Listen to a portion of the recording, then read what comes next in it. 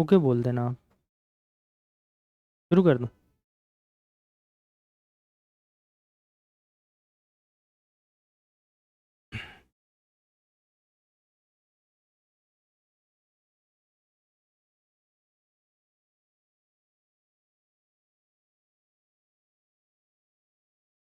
Hello and welcome to my YouTube channel. आज मैं आपके सामने दो केस स्टडीज़ को डिस्कस करूंगा जो 2023 में यूपीएससी ने ethics, integrity and aptitude paper 4 में पूछी हैं।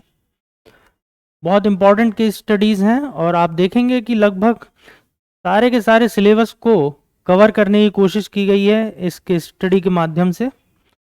तो हम सबसे पहले समझते हैं कि केस स्टडीज़ को हम डील कैसे करेंगे। तो पहले आपके सामने एक केस स्टडीज़ दी है, केस स्टडी दी है और इसमें कहा गया है कि 250 वर्ड्स में इसका आंसर करना है। आप देखिए कि 250 वर्ड्स में इस केस स्टडी में 3 पार्ट हैं, ए, B and C.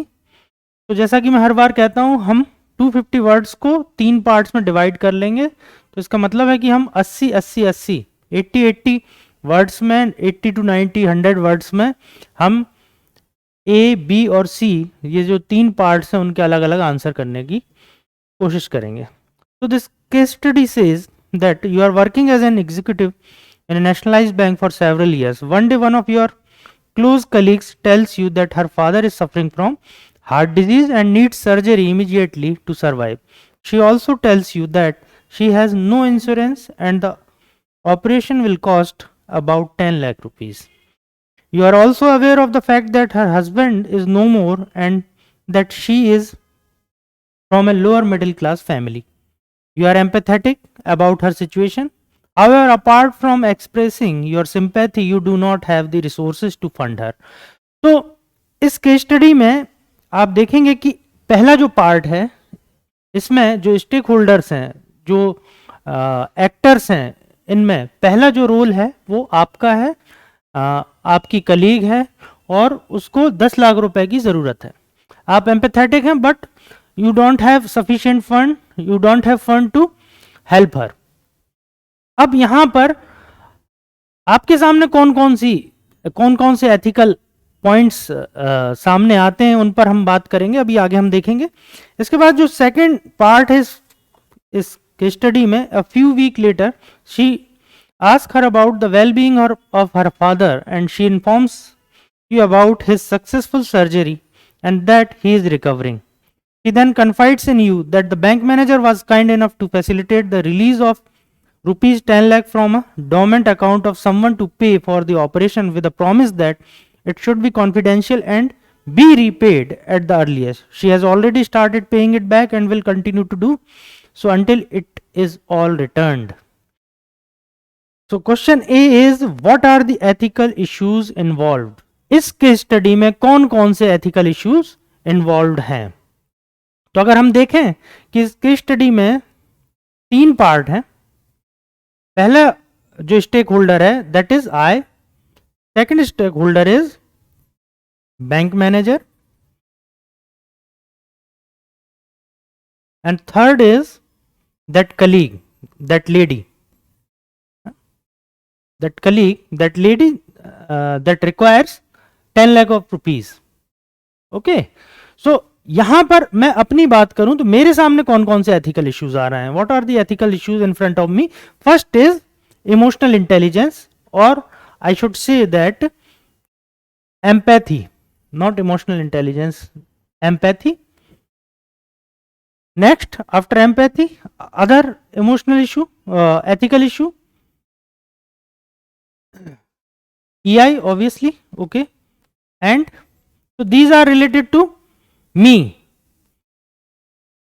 ethical dilemma.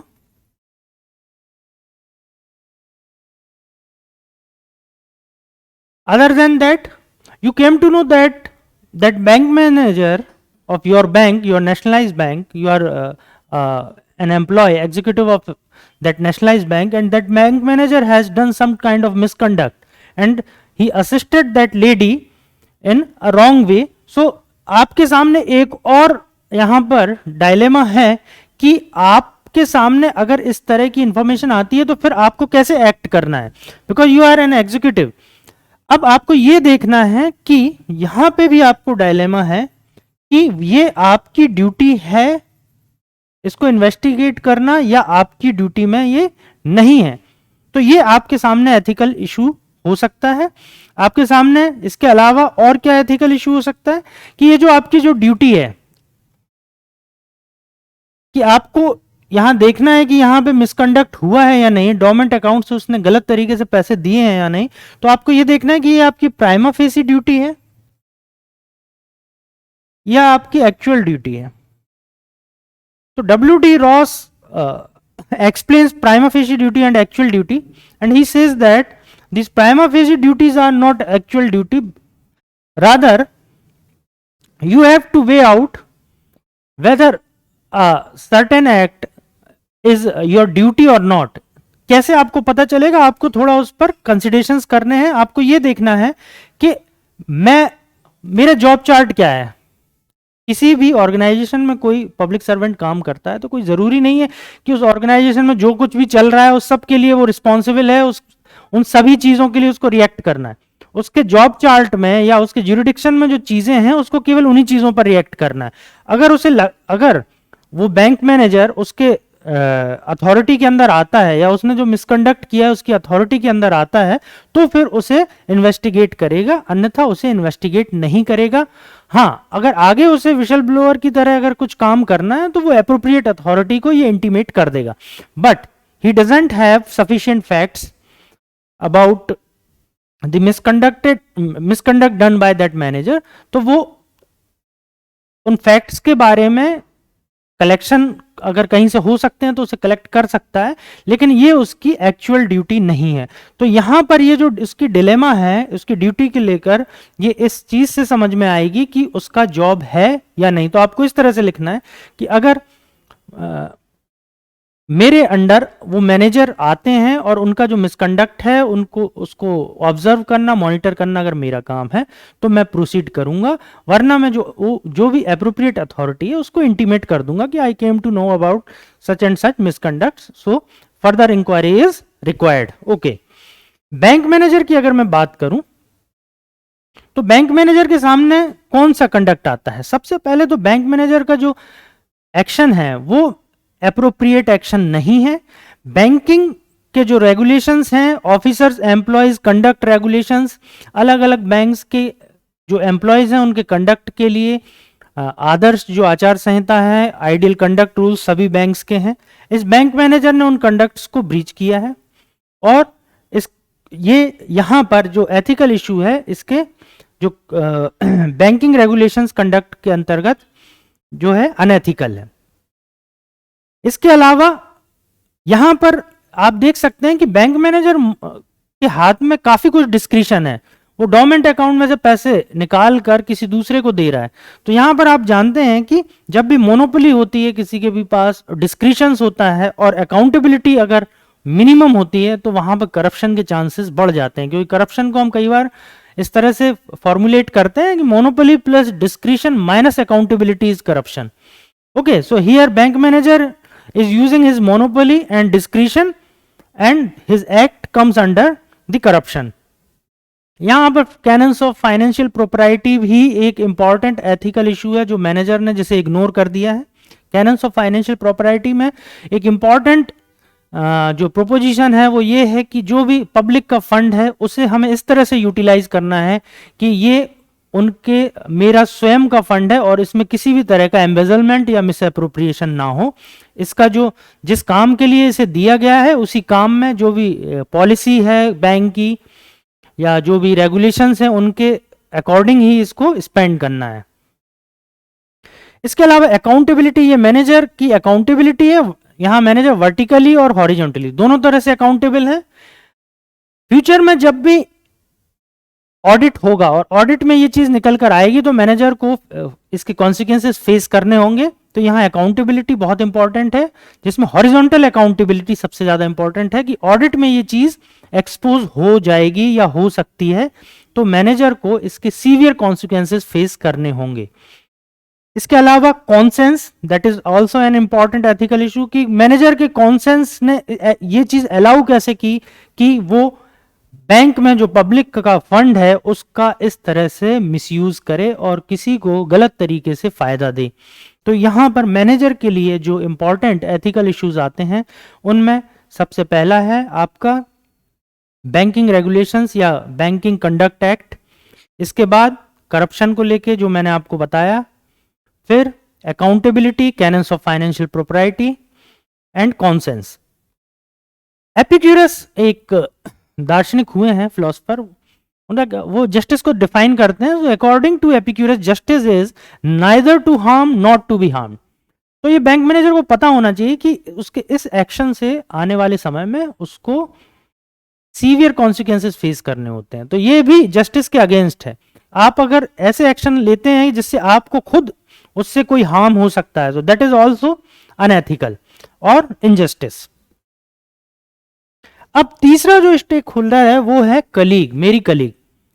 तो उसके भी कुछ एथिकल इश्यूज इन्वॉल्व हो रहे हैं। जैसे कि क्या एथिकल इश्यूज इन्वॉल्व हो रहे हैं, उसके पास और भी बहुत सारे ऑप्शंस होने चाहिए। 10 लाख रुपए का फंड इकट्ठा करने के लिए लोन लेने में वो सक्षम नहीं है, तो इसका मतलब है कि वो कहीं ना कहीं फाइनेंशियल मैनेजमेंट उसका ठीक नहीं है।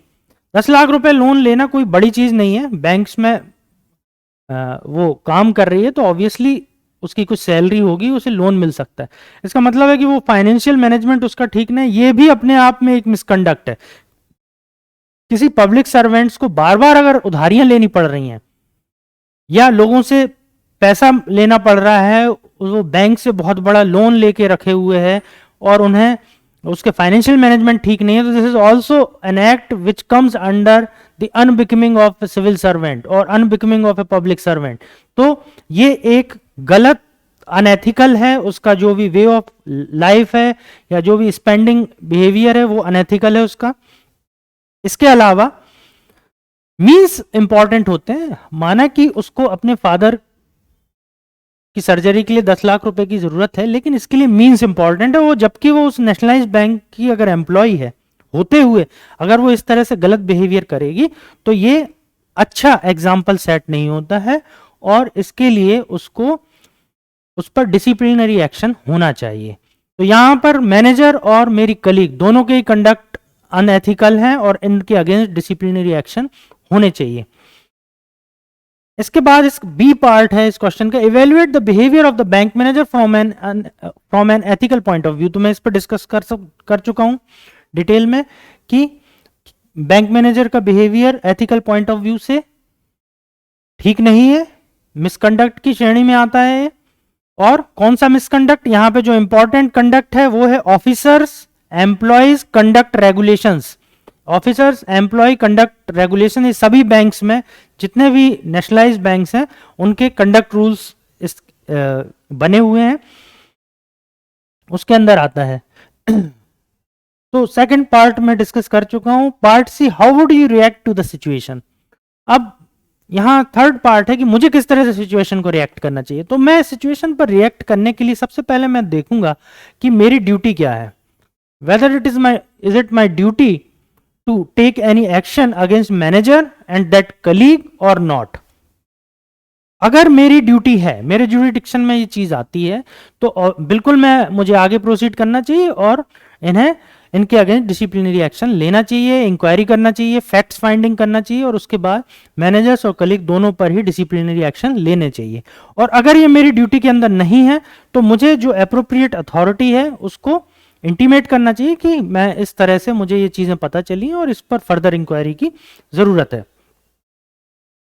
सेकंड इंपॉर्टेंट जो मेरा रिएक्शन है वो इमोशनली इंटेलिजेंस, मेरी इमोशनल इंटेलिजेंस यहां पर रिफ्लेक्ट होना चाहिए। मुझे अपने इमोशंस को कंट्रोल करना है, रेगुलेट करना है और मुझे समझना है कि मेरी इमोशंस के पीछे का रीजन क्या है।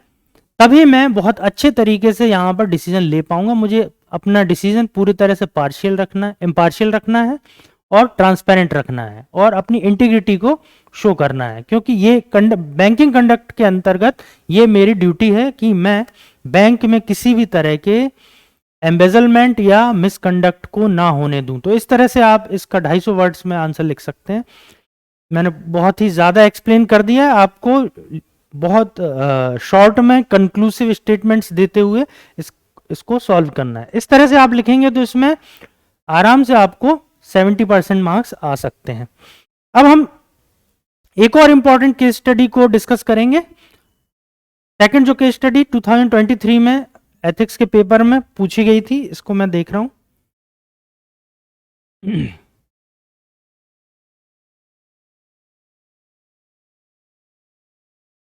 ये एक और केस स्टडी है जो 2023 में पूछी गई है। ये केस स्टडी बोलती है कि a landslide occurred in the middle of the night on 20th July 2023 in a remote mountain hamlet approximately 60 km from Uttarkashi. The landslide was caused by torrential rains and has resulted in large-scale destruction of property and life. You, as DM of that area, have rushed to the spot with a team of doctors, NGO, media and police along with numerous support staff to oversee the rescue operations. A man came running to you with a request for urgent medical help for his pregnant wife who is in labor and is losing blood.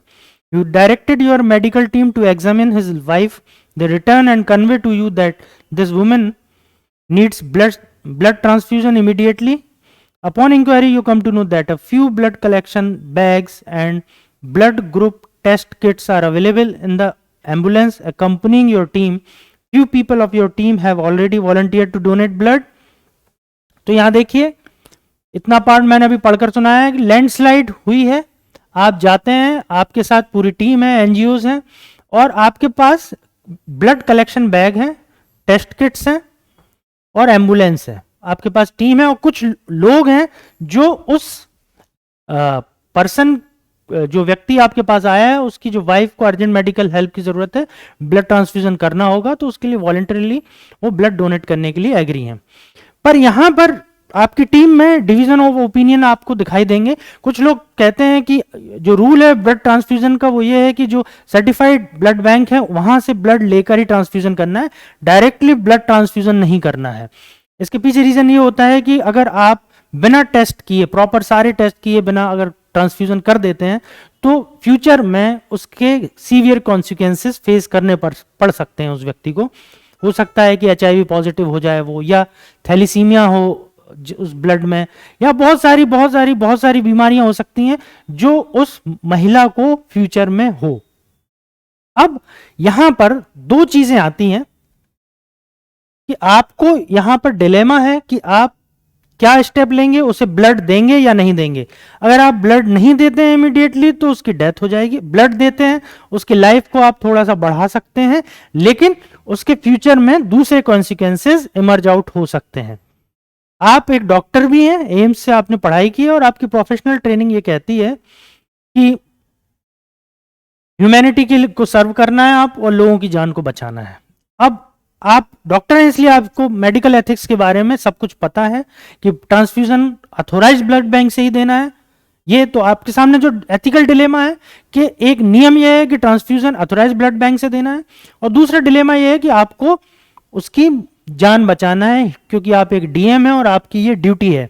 Professional training आपको इस बात को दी गई है कि आपको prioritise करना है ह्यूमैनिटी के लिए।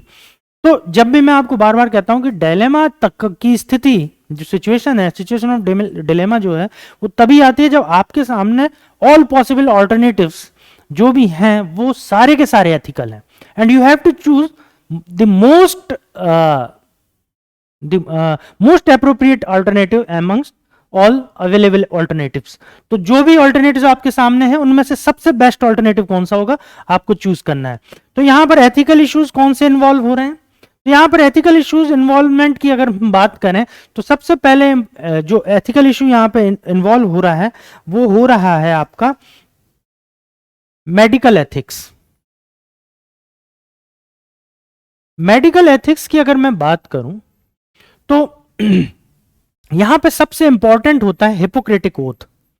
किसी भी डॉक्टर के लिए सबसे इंपॉर्टेंट डॉक्यूमेंट है हिपोक्रेटिक ओथ और ये भी जो रिसेंट मॉडर्न हिपोक्रेटिक ओथ है।